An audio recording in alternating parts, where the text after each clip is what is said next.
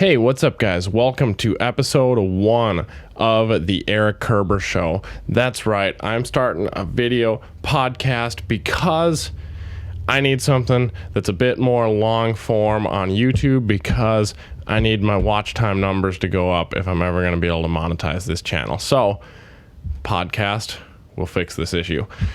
All right, so today on episode 1 of the Erik Kerber Show, first let's roll the sweet intro that you are going to come to know and love as you watch the Erik Kerber Show. The point of entry for podcasting is lower now than it has ever been before. Whether it's an iPhone or iPad running GarageBand or any other device running Anchor FM, you can share your thoughts and ideas to the world. With that in mind, I figured it was about time I had a show of my own. My name is Erik, and welcome to the Erik Kerber Show.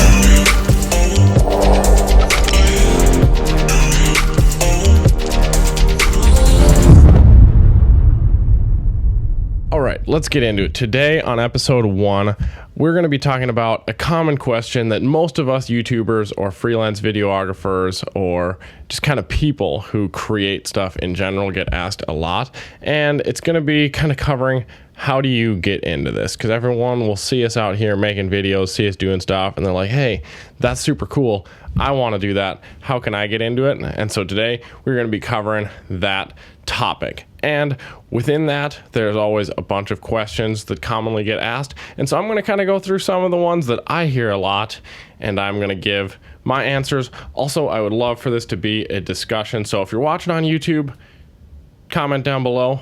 Let's have a discussion. If you're not and you're listening on Spotify, Apple Podcasts, all that, I'm going to distribute this everywhere. Then definitely, come over to YouTube, maybe join the discussion. Otherwise, enjoy, and I hope that this helps you if you're trying to get started, or if you're someone who's been creating a long time. I hope that this maybe gives you some answers to share for people, with people that ask these questions to you as well. So, without further ado, let's get started with this kind of laid-back conversation podcast. I'm going to try and keep this editing to a minimal because, it's podcast. It's supposed to be a little more natural. So let's jump right on in. Question number 1 that I hear a lot is, did you go to school for this? Did you go to school to make videos, take photos, all that? And maybe some of you do. The answer for me is I did not. I did not go to school to do this. I'm basically self-taught. I started making videos when I was 12. I got my first GoPro. It was a GoPro Hero 2. GoPro Hero 2 was my first GoPro, and I started making videos in iMovie with my mom's 2011 at the time base model MacBook Pro. So it was not very powerful, but GoPro Hero 2, that only shot like 1080-30, so it didn't really require a whole lot. So I essentially started making videos on that and kind of grew from there. The reason I started making videos, actually, fun fact, is I started making videos because I was into yo-yoing, and I'm on the Yo-Yo Expert forums, yoyoexpert.com. Link in the description. Super fun yo-yo forum. But I started making videos because I was into yo-yoing, and when you're on an online forum, it's like, hey, can you make a video of this yo-yo trick, make a tutorial, hey, I want to see that trick. Videos is kind of how you share ideas on an online forum. So that's kind of how I got started in the very beginning, and kind of grew from there after using that 2011 MacBook Pro and that GoPro Hero 2. I eventually moved up to doing some volunteer work for my church, which that's always a super good way to grow and learn skills for anything, not just videography. If you can find somewhere to volunteer, somewhere that gives you kind of creative freedom and lets you do it for free just because they're like, hey, like, we need some videos, we need some photos, like, you have some skill in this, like, just take the reins and run with it. That is the best way to get self-taught, because essentially you're getting real life experience, doesn't cost you anything, and in most cases, since it's volunteer, there's really no pressure to have an elaborate product. Obviously do the best job you can, but it gives you kind of creative freedom and that no pressure feeling to like, hey, let's go out and do this, and let's shoot some video. So essentially, I did some volunteer work for my church. They actually had an Adobe Creative Cloud subscription, so that was my first time experiencing more professional video editing software other than iMovie. I started using Premiere Pro, and I guess I should say before I got into that volunteer gig, I upgraded from iMovie to Premiere Elements. So I guess that's slightly more pro than iMovie, so to speak. It's kind of that more watered down version of Adobe Premiere Pro. So I spent some time in that, and then started doing volunteer work for my church.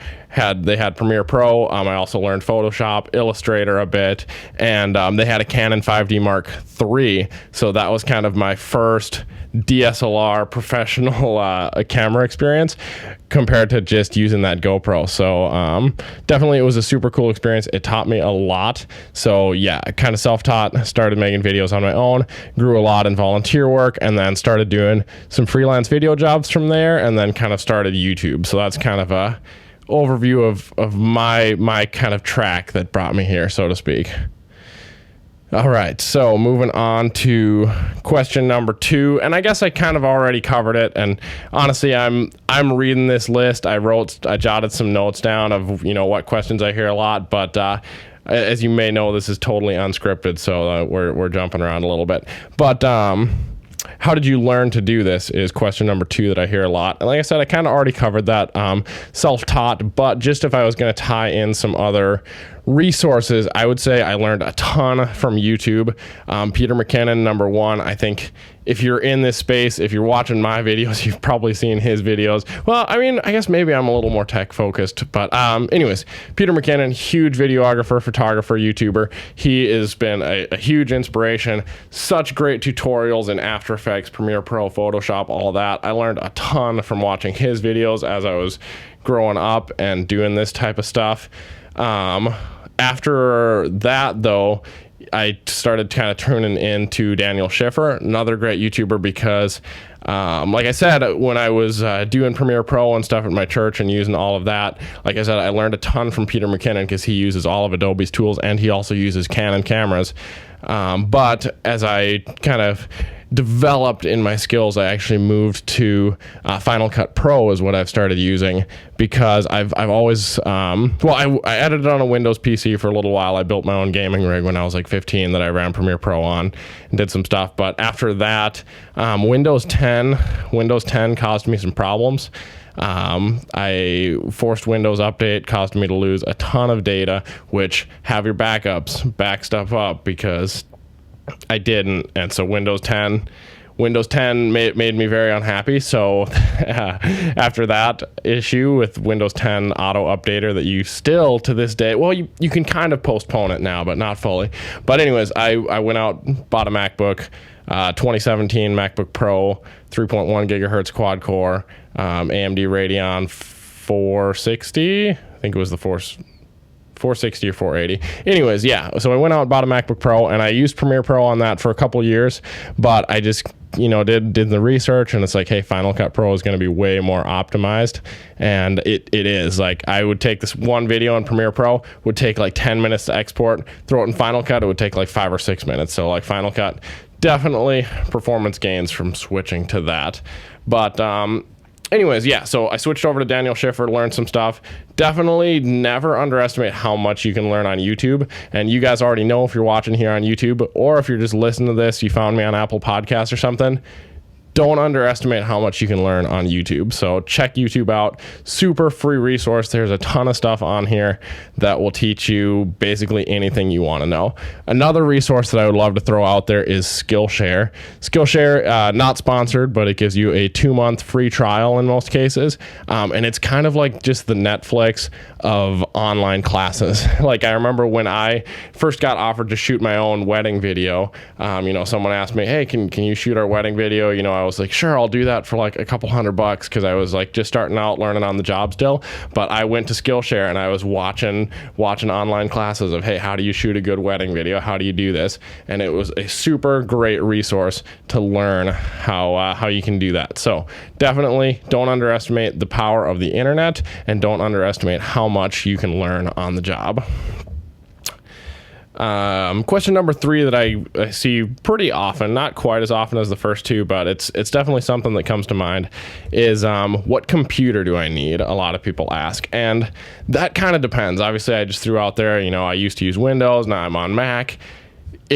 What computer you need kind of really depends on preference, and really depends on your workflow. Like when I was working with that GoPro Hero 2, the 2011 base model MacBook Pro was like totally fine running iMovie, and like it worked. I didn't hit any limitations. I was able to export videos, render videos, do things like that, and it was just fine. But as I developed, as I started using that 5D Mark III, as I started doing more stuff, I needed a more powerful rig to keep up with that footage. So there's kind of no specific answer on what computer you need. It doesn't really matter if it's Mac. It doesn't really matter if it's Windows. I prefer Mac now at this point, but kind of I would say this: if you're starting out, use what you have and build up from there. If you can use what you have, you'll be able to make some decent videos on it, probably. Export times might be slow, but you can also then learn what the limitations are as you expand, as you build higher quality video. If you don't have anything, I would say buy something kind of mid price range, within your budget, and expand from there. Like if you only got $500, obviously, I mean, you could kind of stretch and get in Mac Mini territory or used MacBook Pro. But if you only got $500, I would say maybe build a Windows rig. You could run DaVinci Resolve because it's free. There's so many options out there that you could fit within your budget.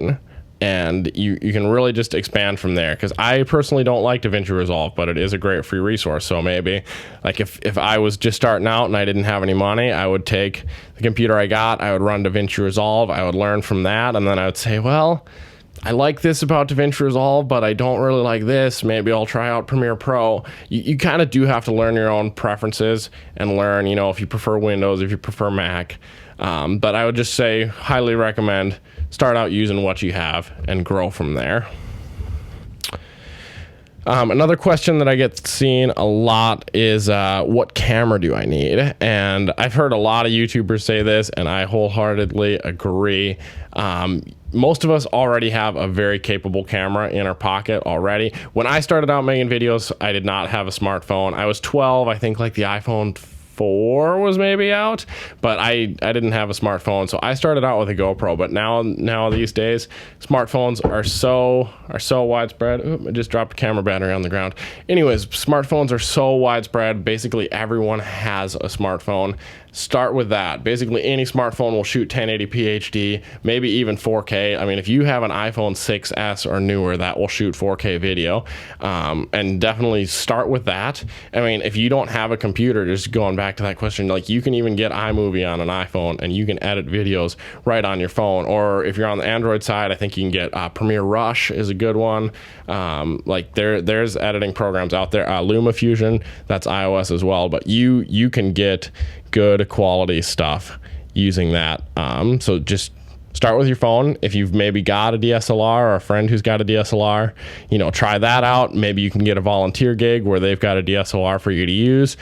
Try that out. Again, you do have to kind of grow, expand, and learn your preferences, but that would be kind of my recommendation, is start out with your smartphone. Maybe, like you can get like a Canon T2i, which will still shoot 1080p. It's a little older now, but it'll shoot 1080p. You got swappable lenses. It's still the EF mount, but like you could pick one of those up for like a few $100. So if you did want kind of an inexpensive DSLR to try out, otherwise, if you want something that'll shoot 4K, Panasonic G7 is great. It'll do 4K 30 or 1080 60. That was kind of my first DSLR that I purchased, and it's still a solid camera. You could do a lot with it. It is micro four thirds, which has its advantages. 2x crop factor. So if you're doing a lot of telephoto stuff, the zoom lenses you got to carry are a lot smaller. And obviously, I've stuck with Panasonic. I got a GH4 right here and a GH5 right here. Those are the cameras I'm shooting on. But yeah, I mean it's definitely. There's great cameras out there for a good price, but I would say start out with your phone, learn the type of stuff you're shooting, learn what you need, and then grow from there. So those are my thoughts on what camera you need. Another question that's kind of thrown out there when we're kind of doing a lot of this stuff, and this one there's kind of not really a super definitive answer for, but it's like, what does a typical day as a videographer, as a creative look like? Like, what do you do? You know, what, like, how does that work? And for me, it's kind of never really been the same, but like for example, a typical day, you know, if I'm doing a YouTube video that day, like, you know, I'll usually, if I do it all in one day, which usually YouTube is kind of, I do something on the side in the evenings because I still have a day job and all of that. But if you're, you know, a typical day doing a YouTube video, I usually would get up, write a script for it, so to speak. Obviously, this podcast isn't scripted except for the questions that I wrote down that I hear a lot over the amount of time that I hear them. But, you know, I typically write a script, get a general idea of what I'm going to say. I don't actually film with a teleprompter, but I do kind of write an outline at least, so I kind of know where I'm going with things. And then I would, you know, film it, edit it, upload it, and that would just be, you know, a pretty simple process there. But like for a day, you know, when I'm filming a wedding video, that's obviously vastly different, and you know, that's usually a multi-day project. But you know, get to the location, scout different shots. If I didn't scout it the day before, I'm definitely getting better about scouting the day before, because you don't. It's tough to show up and not know what type of shots and stuff you need or what the layout looks like. So actually, yeah, scout the day before. You know, show up, shoot the event. Then, you know, get home, archive footage, and then kind of start the editing process over the next few days. Like a typical day really, really does vary depending on what specific video industry you're in. Like if you're, you know, out there, you know, if you're doing video for like live broadcasts, then obviously there's like no editing. And, you know, if you're doing photography, if that's kind of the creative work you're doing, then, you know, it's a different workflow no matter what. There's really no definitive answer to that question. But if you're thinking about it, if you're thinking about starting out, you kind of, like, you can research your specific industry. Like if you want to get into shooting, you know, motocross videos and, you know, people riding dirt bikes, I'm sure there's a YouTube video on that where you can find someone who shoots motocross videos, and you know, you're probably going to be maybe using a lot of GoPro, you know, getting a big telephoto lens, you know, getting to the track doing stuff. Yeah, it's going to vary vastly depending on what you do. So there's really no defined answer on that. Another question I get thrown out a lot for just kind of creative work and things is, how do you promote your services? And I've seen, you know, there's definitely a lot of different ways to promote yourself. But I have a website through Squarespace, and that's a super great service, great all-in-one platform. Again, not sponsored, but I do use that for my website, and it has been super fantastic to have. Got a domain through them, kerbervisuals.com. You're able to, like, you can even do like email campaigns through them. They've got Facebook Pixel integration, so you can link your Facebook Pixel ID to the website, and from there use the people who visit your site as a Facebook retargeting audience. So for example, if someone visits your website, you can then target Facebook ads at those people saying like, hey, you know, check this out, you know, and then I don't know. But it is super great, all that integration they give you, and the custom email domain through G Suite, which it's not called G Suite anymore. I don't know, but through Google. So it's you know, you're essentially getting a Gmail and then you're paying for a custom domain. So like I've got Erik at kerbervisuals.com, and so it's super cool. And that's a great way. I mean, a website is the kind of the best way to do it because it just gives you your own kind of small corner of the internet. And maybe you don't do that at first, but it is great. And I mean, there's free website software out there. Like if you need to use a WordPress or you need to do something else, like you can do that. But I mean, Squarespace, I think I pay like $12 a month or something for the plan I have, and it's super great. But even more so than Squarespace, I've still found that word of mouth is actually a super great way to get attention for your business. Like that is how I've gotten most of the freelance jobs that I do, is purely word of mouth. And again, this kind of ties in with that, but a lot of the word of mouth where I've gotten paid jobs from is from the volunteer work I do. Like I'll go and I did a, you know, volunteer project for my church, and then my first like real wedding video was someone in that church was getting married, and they're like, hey, you do a ton of videography work, and like we think it's really cool, like can you do our wedding video, you know? And stuff like that. So you can use your volunteer projects as you're learning to promote yourself as well. So it is kind of nice how those can work together, how those can mesh. You can use your volunteer work, and also you can add, as you shoot videos volunteer, you can add those to your reel. So if you do have a website, you can have your portfolio on there saying, hey, here's stuff I've shot. It's super cool how videography is like that, because as long as your work looks good, you don't really need a degree. You don't really need a stamp of approval. You can just say, hey, this is what I've made, and if people think it's cool, they'll hire you. If they don't, then they won't hire you. But as you continue to do volunteer work, you continue to do things, it's going to be, you're going to get word of mouth referrals just from the volunteer jobs that you do. And that is super cool. So that's also why when sometimes I'm offered or asked to do something, because I have a lot of connections from the volunteer work I've done, as your life gets busy, obviously you can't work for free all the time or even really that often. But one thing I like to consider when I'm asked if I'll do something volunteer is I do kind of think about what connections that will make, and like what potentially like exposure that would get me, so to speak. Because like if I know, hey, I'm going to do a volunteer project for a different organization where I'm going to meet a ton of new people at this event that I'm shooting or whatever else, I know that like, hey, this volunteer job is worth it, because I might meet a bunch of people at this event who see me shooting videos, see me doing stuff, and they're like, hey, like, you shoot video? Like, we should talk after, because I got some video projects. And that's, happened quite a few times. And so it's definitely worth it to do some volunteer work just to get your name out there, to promote yourself and get some connections, because word of mouth is still a great way to get business, and it really is awesome.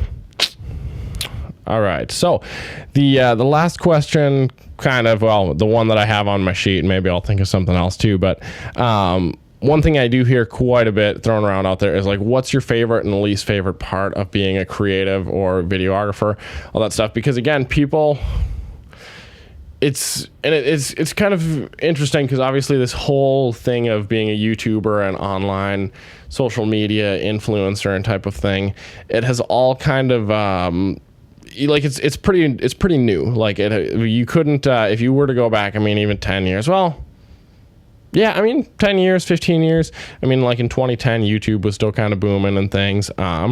But like video has really taken off a lot, especially this year, just because of where the world is at with a pandemic and everything. There's just so many more online gatherings, virtual events. Video has really taken off even this year. If there was one positive side of all of this to look at, it is, hey, there's a lot more video jobs out there. But it's a new thing. So people, who are working currently a 9-to-5 job, doing kind of the typical everyday life type things, they want to know, like, hey, what is being a creative like? I'm super interested in that. And if you're one of those people, I will say my favorite part of it is the options for who you want to work with.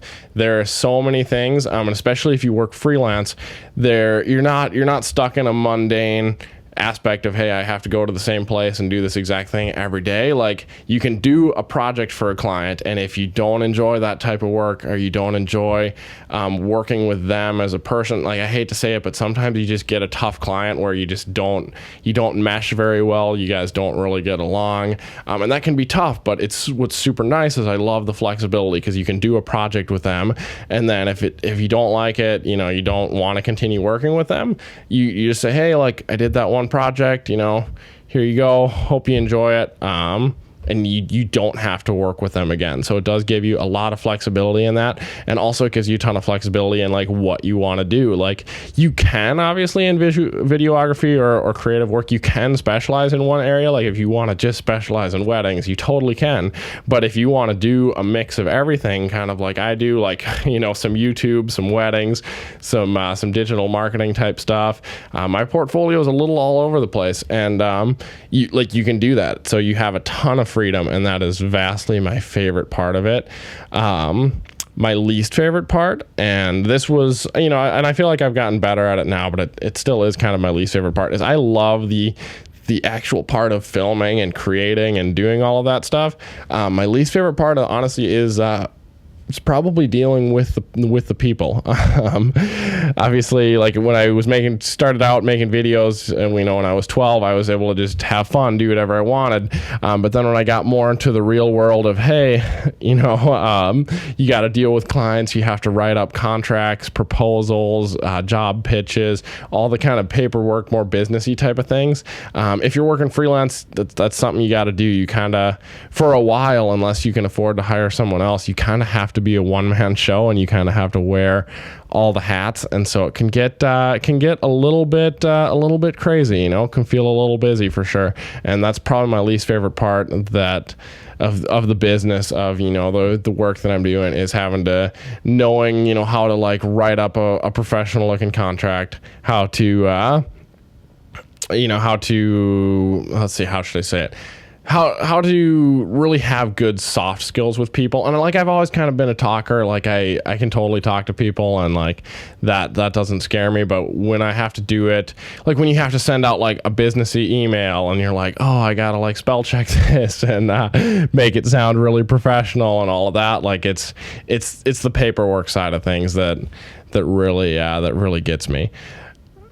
So with that, obviously there's a lot of other thoughts out there, a lot of questions on what, getting into YouTube, getting into freelance videography is like. Obviously, I'm very much, compared to other people out there, a kind of a beginner at this, so to speak. Obviously, I've done some professional jobs and done a lot of things, and I do really enjoy it.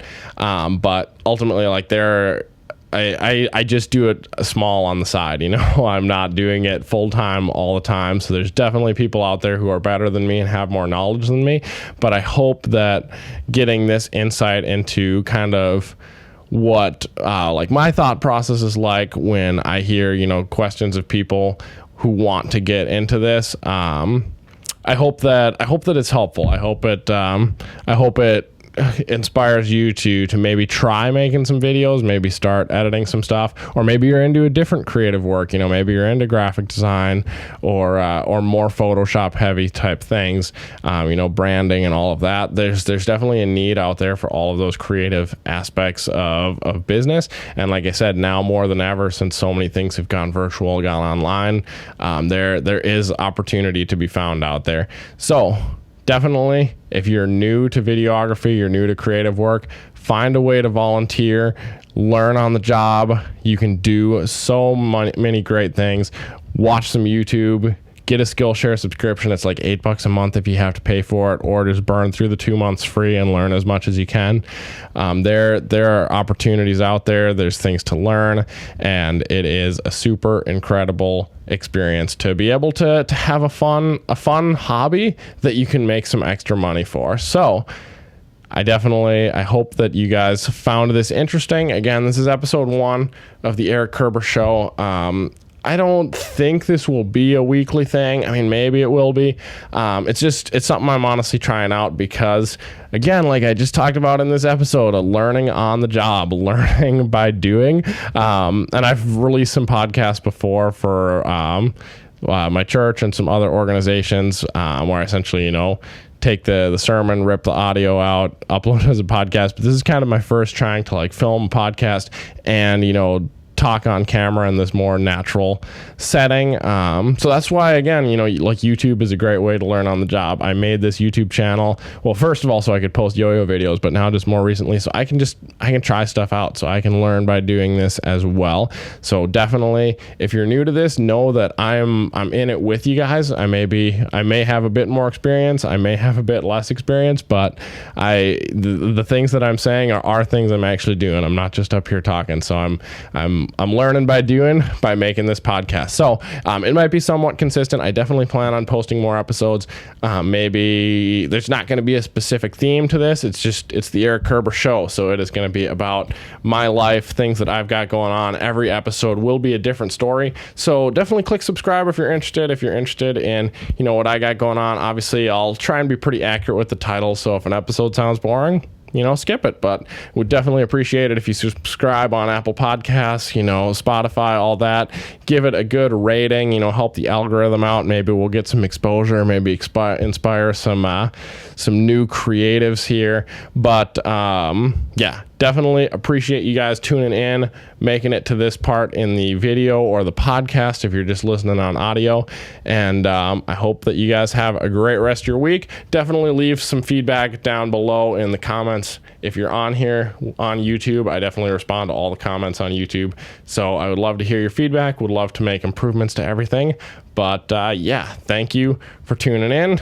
Catch you guys in the next episode.